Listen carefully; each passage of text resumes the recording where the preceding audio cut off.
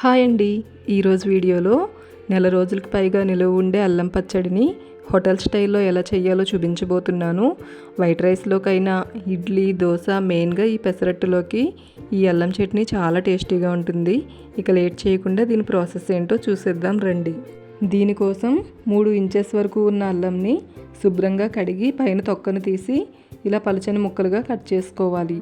ఇప్పుడు stove on చేసి కడాయి పెట్టుకుని 2 టేబుల్ స్పూన్స్ వరకు ఆయిల్ని వేసుకుని ఆయిల్ కొంచెం హీట్ అయ్యాక కట్ చేసి పెట్టుకున్న అల్లం ముక్కల్ని వేసి వీడియోలో చూపిస్తున్నట్లుగా ఇలా బాగా వేయించి మిక్సీ జార్లోకి తీసుకోవాలి. ఇదే కడాయిలో 1 టీ స్పూన్ పచ్చిశనగపప్పు, 2 టీ స్పూన్ల మినపప్పు వేసుకుని మంటని మీడియం ఫ్లేమ్లో ఉంచి ఈ రెండింటిని బాగా వేయించుకోవాలి. ఇవి కొంచెం వేగాక ఇందులో 1.5 టీ స్పూన్ ధనియాలు, 1/2 టీ స్పూన్ జీలకర్ర వేసుకుని మరొకసారి బాగా ఫ్రై చేసుకోవాలి.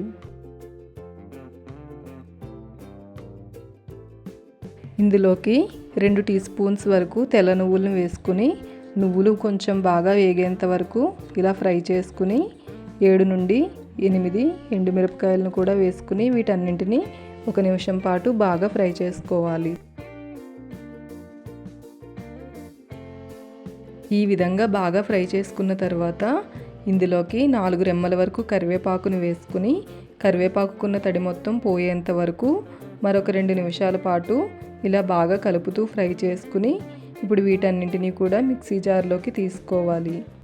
మరలా ఇదే కడాయిలోకి కొంచెం చింతపండు, తురిమి పెట్టుకున్న బెల్లం 4 టీ స్పూన్స్ వరకు వేసుకుని బెల్లం కరగడానికి వీలుగా కొంచెం వాటర్ని వేసి ఇలా కలుపుతూ కొంచెం సేపు మరిగించుకోవాలి.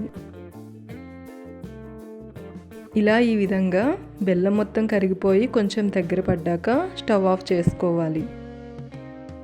ఇప్పుడు మిక్సీ జార్లోకి తీసి పెట్టుకున్న అల్లం పోపు దినుసుల్లో 4 పచ్చి వెల్లుల్లి రేఖలు, అలాగే రుచికి సరిపడినంత ఉప్పు వేసుకుని వీడియోలో చూపిస్తున్న విధంగా ఇలా మెత్తగా గ్రైండ్ చేసుకుని పెట్టుకోవాలి.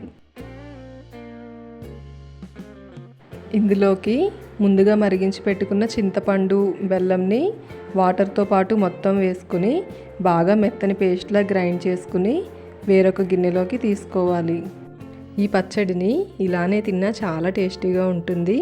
దీనికి మరింత టేస్ట్ యాడ్ అవ్వాలంటే కొంచెం తాలింపు పెట్టుకుంటే సరిపోతుంది. దీనికోసం ప్యాన్ పెట్టుకుని కొంచెం ఆయిల్ని వేసుకుని ఆయిల్ హీట్ అయ్యాక ఇందులో కొంచెం ఆవాలు, జీలకర్ర, కట్ చేసి పెట్టుకున్న 2 ఎండుమిరపకాయలను, కొంచెం కరివేపాకు వేసుకుని బాగా ఫ్రై చేసుకోవాలి. ఫ్లేవర్ కోసం చిటికెడు ఇంగువను కూడా వేసుకుంటే టేస్ట్ ఇంకా బాగుంటుంది.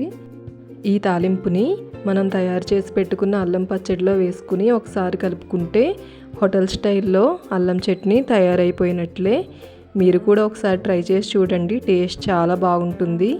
ఈ రెసిపీ కనుక మీకు నచ్చినట్లయితే వీడియోకి ఒక లైక్ చేసి మన ఛానల్ని సబ్స్క్రైబ్ చేసుకోండి. Thank you for watching.